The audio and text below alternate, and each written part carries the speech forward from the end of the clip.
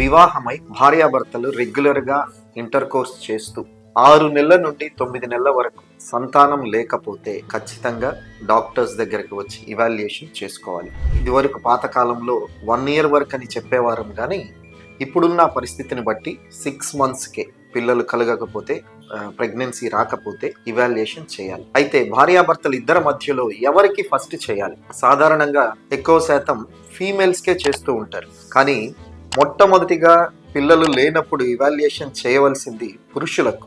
ఎందుకంటే పురుషులకు టెస్ట్ చేయడం చాలా సింపుల్, ఫీమేల్స్ కి చాలా టెస్ట్లు చేయాల్సి వస్తుంది, చాలా టైం కూడా పడుతుంది. అందువల్ల సంతానం లేని భార్యాభర్తల్లో మొట్టమొదటిగా పురుషునికి టెస్ట్ చేయాలి. అది కూడా సింపుల్ ఎగ్జామినేషన్, ఒక డాక్టర్ చేత ఎగ్జామిన్ చేయబడిన తరువాత సెమెన్ అనాలిసిస్, వీర్య పరీక్ష చేస్తాము. దీంట్లో మనకి చాలా ఇన్ఫర్మేషన్ వస్తుంది. పురుషుని వైపు నుండి అంతా బాగానే ఉంటే అప్పుడు ఫీమేల్కు పూర్తిగా కావలసిన అన్ని టెస్టులు చేసుకోవచ్చు.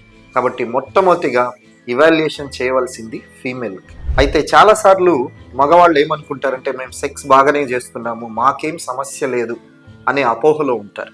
సెక్స్ చేయడం వేరు, పిల్లలు పుట్టే సామర్థ్యం వేరు. అంగస్తంభన ఉంటే సెక్స్ చేస్తాం, కానీ పిల్లలు పుట్టాలంటే వీర్యంలో క్వాలిటీ ఉండాలి, స్పర్మ్స్ బాగుండాలి, వాటి మోటిలిటీ బాగుండాలి, మార్ఫాలజీ బాగుండాలి. అందువల్ల సెక్స్ చేస్తున్నంత మాత్రాన నాకు ఏమి సమస్య లేదు అని పురుషులు అనుకోవడానికి వీల్లేదు. తప్పకుండా సెమెన్ అనాలిసిస్ అనేది చేయించుకోవాలి. అలా చేస్తేనే పురుషులలో ప్రాబ్లం ఉంది లేనిది నిర్ధారణ అవుతుంది.